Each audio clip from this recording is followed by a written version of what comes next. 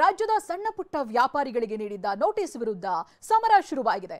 ವರ್ತಕರು ಇವತ್ತಿನಿಂದ 3 ದಿನಗಳ ಕಾಲ ಭಿನ್ನವಾಗಿ ತಮ್ಮ ಆಕ್ರೋಶವನ್ನ ಹೊರಹಾಕಲಿದ್ದಾರೆ. ಇವತ್ತು ಹಾಲು ಉತ್ಪನ್ನ ಮಾರಾಟವನ್ನ ಬಂದ್ ಮಾಡಿ ಬಿಸಿ ಮುಟ್ಟಿಸುವಂತ ಯತ್ನವನ್ನ ಮಾಡಿದ್ದಾರೆ. ಇನ್ನು ಕೆಲವು ಕಡೆ ಬೇಕರಿ ಹಾಗೆ ಕಾಂಡಿಮೆಂಟ್ಸ್ಗಳು ಈಗಾಗಲೇ ಬಂದ್ ಆಗಿವೆ. ಈ ಕುರಿತ ರಿಪೋರ್ಟ್ ಇಲ್ಲಿದೆ ನೋಡಿ.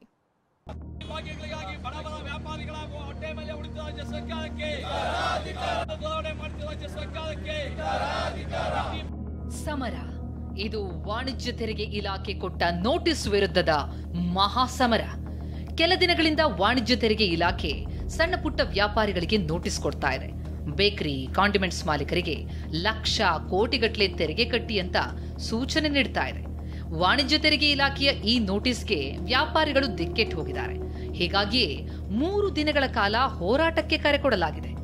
2 ದಿನ ವ್ಯಾಪಾರ ಮಾಡ್ತಲೇ ವರ್ತಕರು ತಮ್ಮ ಅಸಹಕಾರ ಹೊರಹಾಕಿದ್ರೆ ಜುಲೈ 25ರಂದು ಫ್ರೀಡಂ ಪಾರ್ಕ್ನಲ್ಲಿ ಬೃಹತ್ ಪ್ರತಿಭಟನೆ ನಡೆಸಲಿದ್ದಾರೆ. ಚಿಲ್ಲರೆ ಅಂಗಡಿಗಳಲ್ಲಿ ಹಾಲು ಉತ್ಪನ್ನ ಮಾರಾಟ ಬಂದ್. 3 ದಿನಗಳ ಪ್ರತಿಭಟನೆಯ ಭಾಗವಾಗಿ ಇವತ್ತು ಬೇಕರಿ ಹಾಗೂ ಕಾಂಡಿಮೆಂಟ್ಸ್ಗಳಲ್ಲಿ ಹಾಲು ಉತ್ಪನ್ನ ಮಾರಾಟ ಬಂದ್ ಮಾಡಲಾಗಿದೆ. ರಾಜಾಜಿನಗರ, ಆಡುಗೋಡಿ, ಮಲ್ಲೇಶ್ವರಂ, ಬಸವೇಶ್ವರ ನಗರ ಸೇರಿದಂತೆ ಬೆಂಗಳೂರಿನ ಬಹುತೇಕ ಕಡೆ ವ್ಯಾಪಾರಿಗಳು ಕೈಗೆ ಕಪ್ಪು ಪಟ್ಟಿ ಕಟ್ಟಿಕೊಂಡು ಆಕ್ರೋಶ ಹೊರಹಾಕಿದ್ದಾರೆ. ಹಾಲು, ಮೊಸರು, ಮಜ್ಜಿಗೆ ಕೇಳ್ಕೊಂಡು ಬಂದ ಗ್ರಾಹಕರು ಬರಿಗೈಯಲ್ಲಿ ವಾಪಸ್ಸಾದ್ರೆ ಟೀ, ಕಾಫಿ ಕೇಳಿದ್ರೆ ಬ್ಲಾಕ್ ಟೀ, ಗ್ರೀನ್ ಟೀ ಕೊಡಲಾಗ್ತಾ ಇದೆ. ಹಾಲು, ಕಾಫಿ, ಟೀ ಕೇಳ್ತಾ ಇದಾರೆ. ನಾವು ಯಾರಿಗೂ ಕೊಡ್ತಾ ಇಲ್ಲ. ಏನಿದ್ರು ಬ್ಲಾಕ್ ಟೀ, ಬ್ಲಾಕ್ ಕಾಫಿ ಕೊಡ್ತಾ ಇದೀವಿ. ಯಾಕೆ ಕೇಳ್ತಾ ಇದಾರೆ? ಈ ತರ ತೊಂದರೆ ಆಗ್ತಾ ಇದೀವಿ. ಎಷ್ಟು ಲಾಸ್ ಆದ್ರೂ ಒಟ್ಟಿಲ್ಲ, ನಾವು ಹಾಲು, ಕಾಫಿ, ಟೀ ಕೊಡೋದೇ ಇಲ್ಲ. ಸರ್ಕಾರ ಈ ಆದೇಶ ಹಿಂಪಡೆಯೋವರೆಗೂ ಬೆಳಿಗ್ಗೆಯಿಂದ ನಾವು ಹಾಲಿಗೆ ಸಂಬಂಧಪಟ್ಟಿದ್ದು ಯಾವುದೇ ಪ್ರಾಡಕ್ಟ್ ಅನ್ನು ನಾವು ತಗೊಂಡೇ ಇಲ್ಲ, ಕಸ್ಟಮರ್ಗೆ ಕೊಡ್ತಾ ಇಲ್ಲ. ಕಸ್ಟಮರ್ಗಳೆಲ್ಲ ಬಂದು ವಾಪಸ್ ಹೋಗ್ತಾ ಇದ್ದಾರೆ. ದಯವಿಟ್ಟು ನಿಮಗೆ ಕಾಲಿಗೆ ಬೇಕಾದ್ರೂ ಬಿಡ್ತೀವಿ, ದಯವಿಟ್ಟು ಇದನ್ನ ಹಿಂಪಡೀರಿ. ಅಷ್ಟು ಮಾತ್ರ ಅಲ್ಲ, ನಾಳೆ ಸಿಗರೆಟ್ ಮತ್ತು ಗುಟ್ಕಾ ಇನ್ನಿತರ ವಸ್ತುಗಳ ಮಾರಾಟವನ್ನ ಕೂಡ ಬೇಕರಿ, ಕಾಂಡಿಮೆಂಟ್ಸ್ ಮಾಲೀಕರು ಮಾರಾಟ ಮಾಡಲ್ಲ. ಜೊತೆಗೆ ಜುಲೈ 25ಕ್ಕೆ ಅಂಗಡಿಗಳನ್ನೇ ಬಂದ್ ಮಾಡಿ ಕುಟುಂಬ ಸಮೇತ ಫ್ರೀಡಂ ಪಾರ್ಕ್ನಲ್ಲಿ ಹೋರಾಟ ಮಾಡಲಿದ್ದಾರೆ.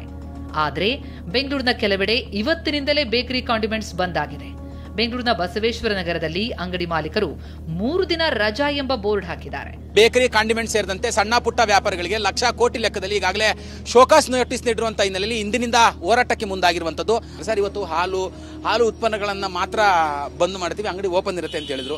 ತಾವು ಈಗ 2 ದಿನ ಮುಂಚಿತವಾಗಿ ಅಂಗಡಿಯನ್ನು ಕ್ಲೋಸ್ ಮಾಡಿದಿರಾ, ಏನ್ ಕಾರಣ? ಹೋರಾಟಕ್ಕೆ ನಾವು ಮುಂದೆನೆ ಸಜ್ಜಾಗಿದ್ದೀವಿ. 3 ದಿನ ವ್ಯಾಪಾರ ಲಾಸ್ ಆದ್ರೆ ಪರವಾಗಿಲ್ಲ, ಮುಂದಿನ ದಿನದಲ್ಲಿ ಇನ್ನು ನಮ್ಗೆ ಈ ತರ GST ಬಂದು ನಮ್ಮ ತರ ಸಾಮಾನ್ಯ ವರ್ಗದಲ್ಲಿ ಇರೋರಿಗೆ ಯಾವ ರೀತಿನೂ ಕಷ್ಟ ಬರಬಾರ್ದಂತ ಈ ತರ ನಾವು ಮಾಡಿದ್ದೀವಿ. ಇನ್ನು ಟೀ ಕುಡಿಬೇಕು ಅಂತ ಬಂದ ಗ್ರಾಹಕರಿಗೆ ಗ್ರೀನ್ ಟೀ, ಲೆಮನ್ ಟೀ ಕುಡಿಬೇಕಾದಂತಹ ಸ್ಥಿತಿ ನಿರ್ಮಾಣವಾಗಿದೆ. ನಾನು ಕಾಫಿ ಕೇಳಿದೆ, ಇವತ್ತು ಕಾಫಿ ಏನು ಸಿಗಲ್ಲ ಅಂತ ಹೇಳಿದ್ದಾರೆ. ಲೆಮನ್ ಟೀ ಕೊಟ್ಟಿದ್ದಾರೆ. ಸರ್, ಅದು ತುಂಬಾ ಕಷ್ಟ ಆಗಿದೆ ಸರ್. ಅವ್ರು 1 ರೂಪಾಯಿಗೂ ವ್ಯಾಪಾರ ಮಾಡೋರು, ತುಂಬಾ ಕಷ್ಟ ಬೀಳೋರು. ನೀವು ಏಕ್ದಮ್ ಲಕ್ಷ ಕೋಟಿ ಅಂದ್ರೆ ಎಲ್ಲಿ ಕೊಡ್ತಾರೆ ಅವ್ರನ್ನು? ಬೆಂಗಳೂರಷ್ಟೇ ಅಲ್ಲ, ಮೈಸೂರಿನಲ್ಲೂ ಕನ್ನಡ ಪರ ಸಂಘಟನೆಗಳು ಪ್ರತಿಭಟನೆ ನಡೆಸಿವೆ.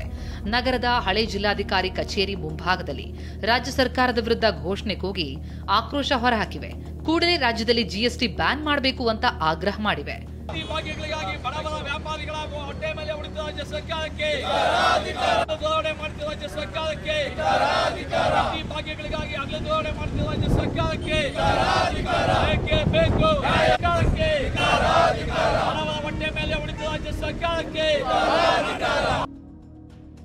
ವ್ಯಾಪಾರಿಗಳ ಜೊತೆ ಇಂದು ಸಿಎಂ ಸಿದ್ದರಾಮಯ್ಯ ಸಭೆ. ಇಷ್ಟೆಲ್ಲ ಬೆಳವಣಿಗೆಗಳ ನಡುವೆ ಸಿಎಂ ಸಿದ್ದರಾಮಯ್ಯ ವ್ಯಾಪಾರಿಗಳ ಜೊತೆ ಸಭೆ ನಡೆಸಲಿದ್ದಾರೆ. ಮಧ್ಯಾಹ್ನ 3 ಗಂಟೆಗೆ ಸಿಎಂ ನಿವಾಸ ಕಾವೇರಿಯಲ್ಲಿ ಮಾತುಕತೆ ನಡೆಯಲಿದೆ. ಈ ಸಭೆಗೆ ಅಧಿಕಾರಿಗಳಿಗೆ, ಸಂಘ ಸಂಸ್ಥೆಗಳಿಗೆ ಆಹ್ವಾನ ಕೊಡಲಾಗಿದೆ. ಆದರೆ ಕರ್ನಾಟಕ ರಾಜ್ಯ ಕಾರ್ಮಿಕ ಪರಿಷತ್ತು ಸಭೆ ಬಹಿಷ್ಕರಿಸುವುದಾಗಿ ಹೇಳಿದೆ.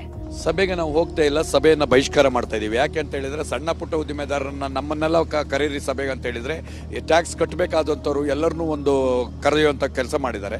ನಾವು ನಮ್ಮನ್ನ ವಿಶೇಷವಾಗಿ ಸಪರೇಟ್ ಆಗಿ ಕರಿಬೇಕಂತ ನಾವು ಕೇಳ್ಕೊಂಡಿದ್ವಿ. ಅಲ್ಲಿ ಟ್ಯಾಕ್ಸ್ ಪೇಯರು ಮತ್ತೆ ಇವರು ಅವ್ರನ್ನ ಕ್ಲಬ್ ಮಾಡುವಂತ ಕೆಲಸ ಆಗ್ತಾ ಇದೆ.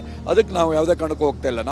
ಈ ನಡುವೆ ನೋಟಿಸ್ ಕೊಟ್ಟಿರೋದು ರಾಜ್ಯ ಸರ್ಕಾರವೇ ಅಂತ ಬಿಜೆಪಿ ತನ್ನ ವಾಗ್ದಾಳಿ ತೀವ್ರಗೊಳಿಸಿದೆ. ಖಜಾನೆ ಖಾಲಿಯಾಗಿದ್ದಕ್ಕೆ ವಸೂಲಿ ಮಾಡ್ತಿರೋದಾಗಿ ಆರೋಪಿಸಿದೆ. ರಾಜ್ಯ ಸರ್ಕಾರದ ಖಜಾನೆ ಖಾಲಿಯಾಗಿರುವಂತಹ ಸಂದರ್ಭದಲ್ಲಿ ಮುಖ್ಯಮಂತ್ರಿಗಳು ಅಧಿಕಾರಿಗಳ ಮುಖೇನ ವಾಣಿಜ್ಯ ತೆರಿಗೆ ಇಲಾಖೆ ಮುಖೇನ ನೋಟಿಸ್ ಅನ್ನು ಕೊಡೋದ್ರ ಮುಖೇನ